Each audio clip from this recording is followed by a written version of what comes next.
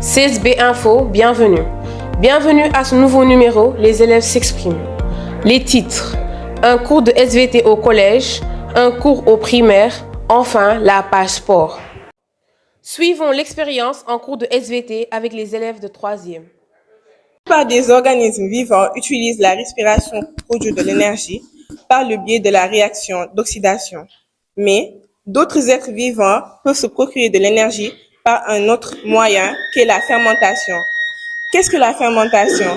La fermentation est un processus biologique qui transforme généralement des glucides en acide ou en alcool et en gaz pour produire de l'énergie. Cette transformation s'effectue sous l'action d'enzymes sécrétées par des micro-organismes. Exemple, les levures, les lactobacilles. Ce processus se déroule généralement dans un milieu privé d'oxygène en aérobie. Il existe plusieurs types de fermentation. On peut citer celle alcoolique, nous permettant d'obtenir du vin, de la bière, mais aussi du pain. Celle lactique, nous permettant d'avoir du yaourt, des fromages. La fermentation est une leçon de SVT en classe de 3e. Par conséquent, on a pu réaliser une expérience sur la fermentation alcoolique.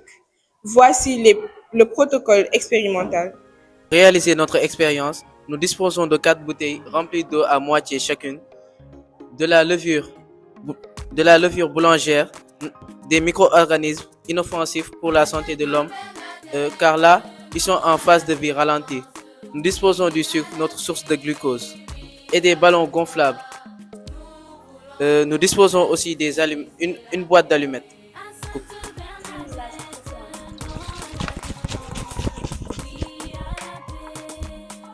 Enfin, nous pouvons la recouvrir des ballons à baudruche.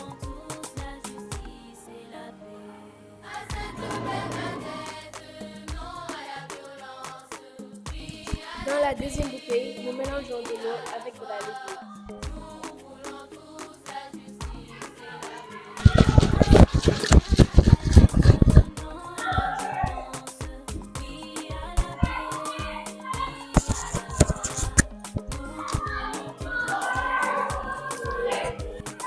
Dans la quatrième bouteille, nous mélangeons du sucre et de la levure.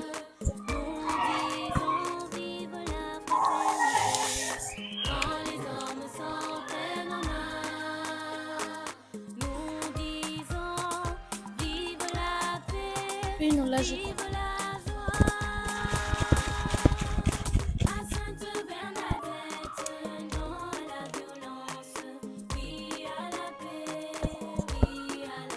Dans la quatrième bouteille, on y laisse seulement de l'eau, uniquement de l'eau.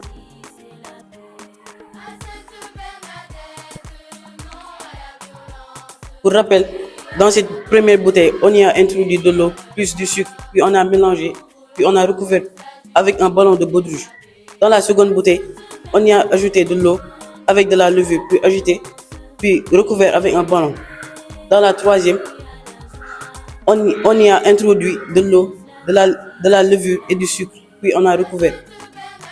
Cependant, dans la quatrième bouteille, on y a uniquement ajouté de l'eau, puis on a recouvert. Dans quelques instants pour les résultats obtenus.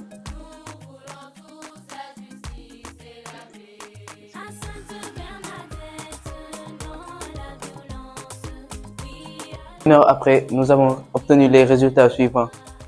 Aucun changement, ainsi que dans la bouteille numéro 2, de même que la bouteille numéro 4.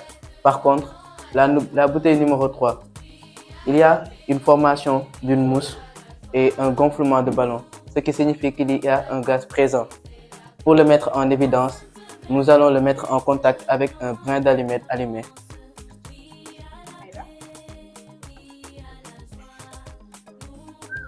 Au terme de l'expérience, nous observons une mousse alcoolique, un gaz qui est le CO2, car au contact avec la flamme allumée, celle-ci s'éteint et le dégagement d'une forte odeur. Allons au primaire. Ravi de vous retrouver. Aujourd'hui, nous aurons un cours au primaire.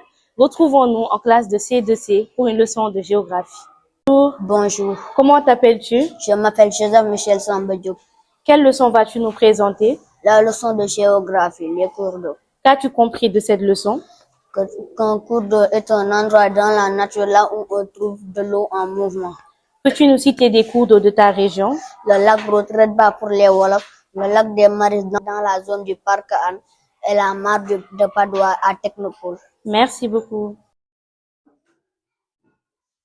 À présent, la page sport.